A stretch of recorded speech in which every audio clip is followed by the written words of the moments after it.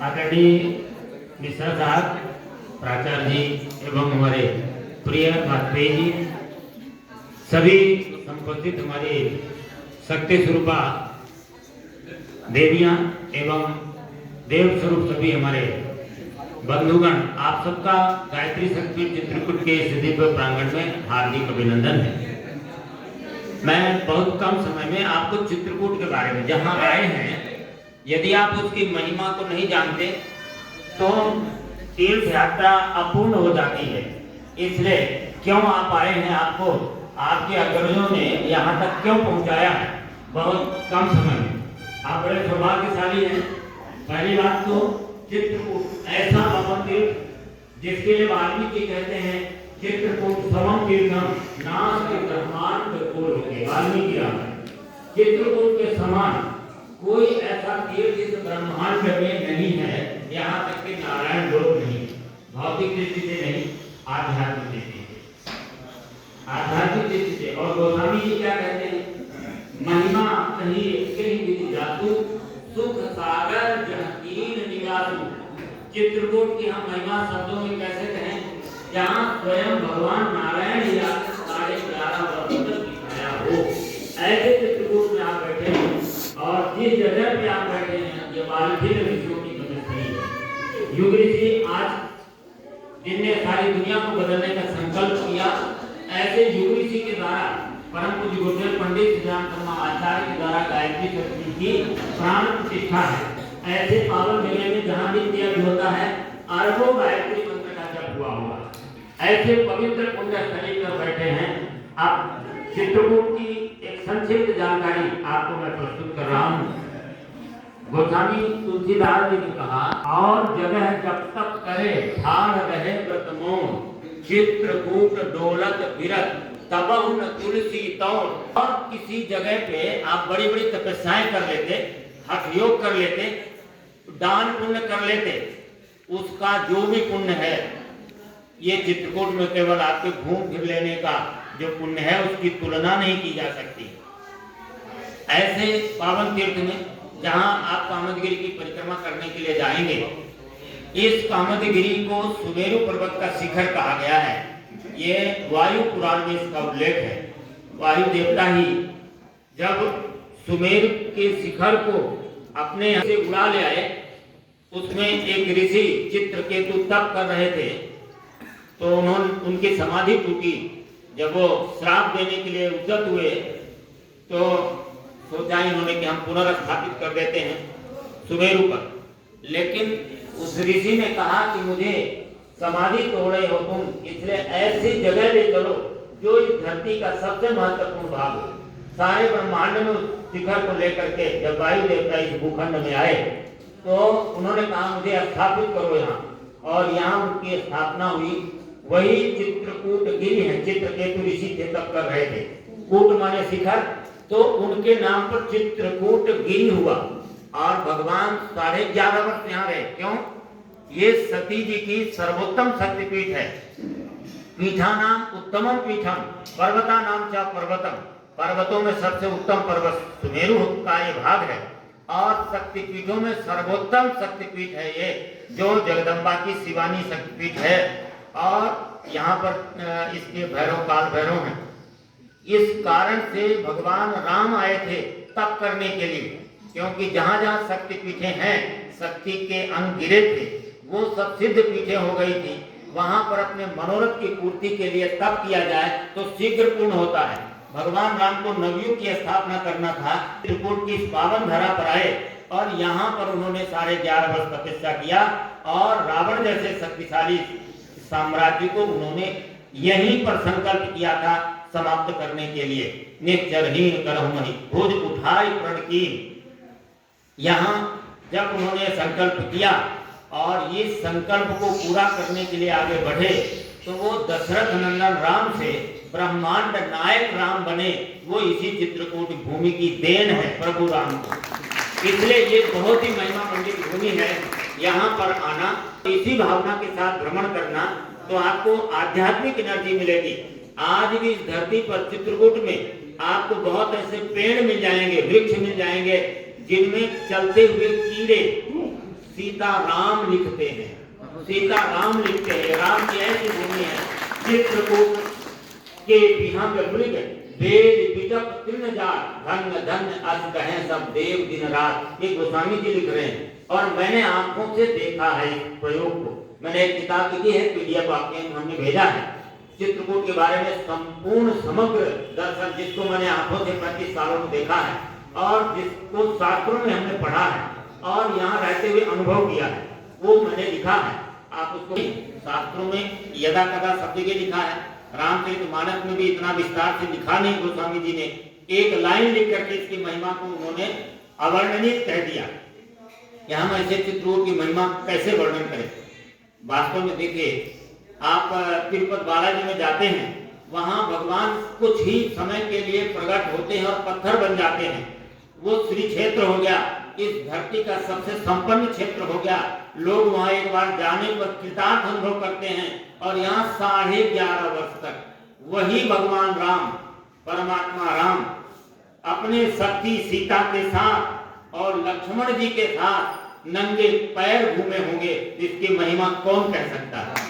वास्तव में इतनी पावरफुल जगह है कि राम की दृष्टि से यहाँ थोड़े दिन रह करके हमने बहुत ऐसे लोगों को देखा। आज भी इस कलयुग में मैं पूरी गारंटी के साथ कहता हूँ कि निष्ठा के साथ थोड़े दिन यहाँ पर यदि प्रवास करके एक व्यक्ति चाहा है तो इस भूमि पे प्रभु राम के पे हैं, आज भी हो रहे हैं। तो स्वामी जी तो लिख ही रहे हैं, चित्रकूट के घाट पर भाई संतन की भीड़, तुलसीदास चंदन घिसे तिलक दे रघुवीर।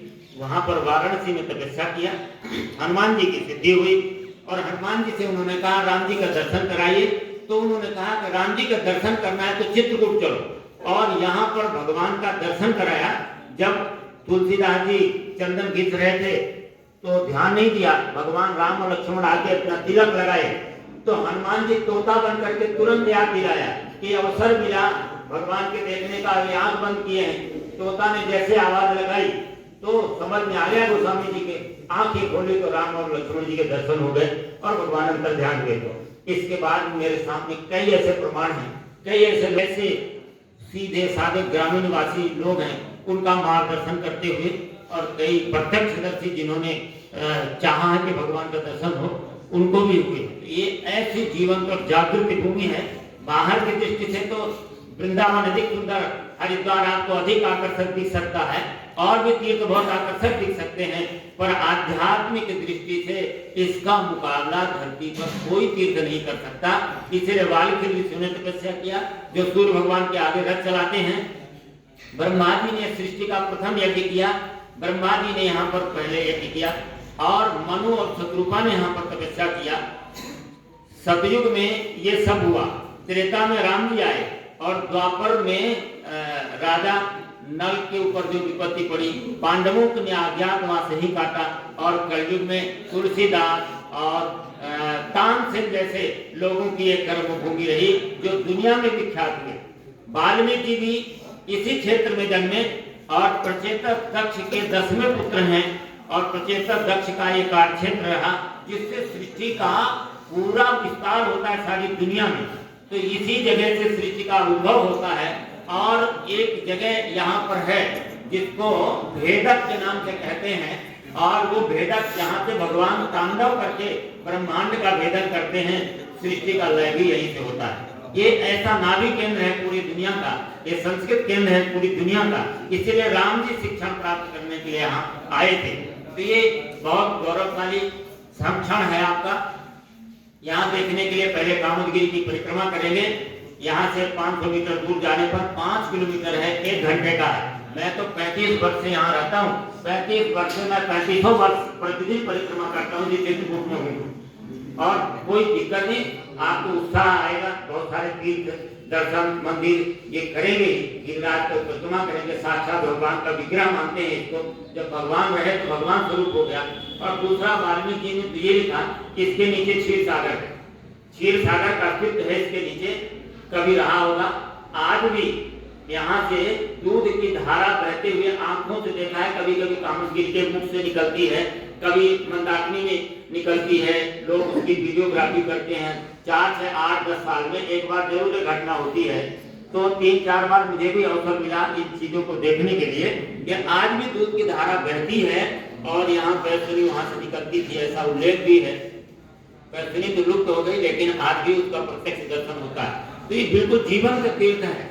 आप इसकी परिक्रमा करेंगे, सारे तीर्थों का पुण्य मिलेगा। सारे तीर्थ, सारे देवता, सारे ऋषि इस पर मंडल पर निवास करते हैं।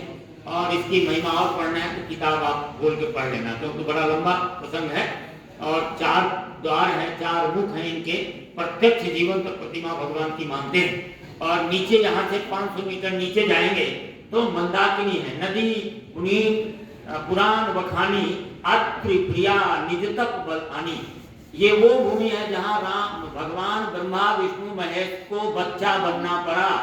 सती अनुसुईया ने अपने सतीत्व के प्रभाव में भगवान को बच्चा बना के पलने में झुला दिया था। दुनिया की ऐसी कोई भूमि नहीं होगी, यहाँ पर किया। और यही भूमि है उनके 3 पुत्र, फिर वही भगवान को लाना पड़ा पुत्र के रूप में। तो दुर्वासा भी यहीं जन्मे, चंद्रमा यहीं जन्मे और दत्तात्रेय जी के जन्मभूमि यही है चित्रकूट। तो ये अनुसुईया अपने तपस्या से देवलोक में बहने वाली गंगा सुरसरिधार नाव मंदाकिनी, जो देवलोक में बहती थी, अपने तपस्या से धरती पर अवतरित किया। वहां अनुसुईया आश्रम, इसीलिए वहां जाते हैं देखने के लिए, उनका उद्गम है, उस भूमि का दर्शन करना है। वो भी वन्य प्रदेश है, यहाँ से करीब 12-13 किलोमीटर है। और उसी में एक जगह पहले जाते समय स्फटिक शिला पड़ेगा, तो पहले स्फटिक शिला देखिए जहां पर एक बार तुम कुसुम सुहाए निधि कर भूषण राम बनाए। सीता जी का श्रृंगार कर रहे थे तो जयंत ने चोंच मारी थी और भगवान ने एक बाण मारा था, सारे ब्रह्मांड में घूमा था वो जयंत। तो वो जगह है स्फटिक शिला, वो पत्थर है, वहां पर चिन्ह बने हैं। सबसे बड़ी बात है, कई जगहों पे आपको भगवान राम के चरणों के चिन्ह मिलेंगे। और इसीलिए गोस्वामी जी ने कहा भूमि बिलोक राम पद अंकित। ऐसी धरती देखो जहां राम जी के चरण बने हैं कई जगह पे। जानकी कुंड में जाएंगे तो जानकी जी के कई जगह चरण बने हुए हैं। आप परिक्रमा में जाएंगे तो परिक्रमा में भरत राम की लखन में भरत राम की मिलन लख पिघले पुलिस पठान। पत्थर पिघल गए थे, राम और भरत के प्रेम में पत्थर भी पिघल गए थे। ये उनके ब्रह्मत्व का प्रतीक था कि साक्षात ब्रह्म थे, जिससे अचेतन में चेतना आ गई। ये भगवान कर सकता है। ये राम जी ने वहां प्रमाणित किया, भरत जी ने किया। आज उनके चरण चिन्ह आप जाना, भरत मिलाप है परिक्रमा में, उसमें देखना कि भगवान के चरण अंकित है। ऐसे ही इसके बाद गुप्त गोदावरी है। गुप्त गोदावरी जहाँ भगवान के आगमन को सुनकर के विश्वकर्मा जी ने ऐसा दिव्य गुफा बनाई कि उसमें लगता है जैसे यहाँ पिलर बने होते हैं, सब कुछ होता है एक ही पत्थर पे, इतनी सुंदर कारीगरी के साथ। कहीं कोई ज्वाइंट नहीं है, कहीं कोई मसाला का उपयोग नहीं है, ऐसी दिव्य गुफा बनी हुई है। यहाँ से गुप्त गोदावरी प्रकट हुई है, उनका दर्शन करेंगे। तो ये मुख्य मुख्य तीर्थ है। वैसे तो हनुमान धारा भी, जहाँ आज भी हनुमान जी की मूर्ति विराजमान है, उनके बाएं अंग पर जल की धारा लक्ष्मण जी के बाणों के द्वारा प्रवाहित की गई थी, आज भी बहती है, बाएं अंग पर गिरती है, तो उसका दर्शन कर सकते हैं। और भरतपुर यहाँ से थोड़ी दूर है, जहाँ सारे तीर्थों का जल राम जी के अभिषेक के लिए भरत जी जब आए थे और राम जी ने जब स्वीकार नहीं किया था, तो अत्रि जी के कहने पर उस कूप में जल डाल दिया था। वो पहले से अनादि काल से सिद्ध स्थल था, वो कूप सिद्ध स्थल था। आज जल डालने पर सारे तीर्थों का जल हो गया। और दूसरा, उसमें गंगा जैसी लहरें, जब वो समुद्र जैसी लहरें उठती रहती हैं, उसका पानी कभी खत्म नहीं होता। उसके जल को ले जाकर आप रख लीजिए, कितने वर्षों तक रखे रहेंगे, उसमें कोई कीड़े या कोई फंगस नहीं आएगा। ये अद्भुत और अद्वितीय बात है। जैसे गंगा का पवित्र जल, वैसे उसका जल है। तो इन सारे तीर्थों का दर्शन कर सकते हैं। वैसे 70-72 ऐसे तीर्थ हैं जो देखने लायक हैं, वो आज आप नहीं देख सकते। वो तो जब आप इसी उद्देश्य से आएंगे तब बहुत सारे तीर्थों को देखेंगे। अभी सामूहिक में इन 4-5 जगहों को आप अच्छी तरीके से देख सकते हैं। बोले सिया रामचंद्र की जय, पूज्य सदगुरुदेव भगवान की सत्य सनातन धर्म की जय। गायत्री परिवार ने संपूर्ण दुनिया में नवयुग अवतरण की घोषणा की और ऐसे केंद्रों का निर्माण इस सारी धरती में 35,000 से अधिक जगह बनाई है। आज 25 करोड़ से अधिक लोग इस महाअभियान में लगे हुए हैं। आप जैसे श्रेष्ठ नवयुवकों का इसमें आह्वान है जिससे धरती का भाग्य बदलेगा। आप सभी महामानव हैं, कभी आप इस पुण्य भूमि पे और गायत्री शक्तिपीठ में आए और होते तो इन विचारों से आप जुड़ नहीं सकते थे। तो आप निश्चित वंदनीय हैं और सौभाग्यशाली हैं।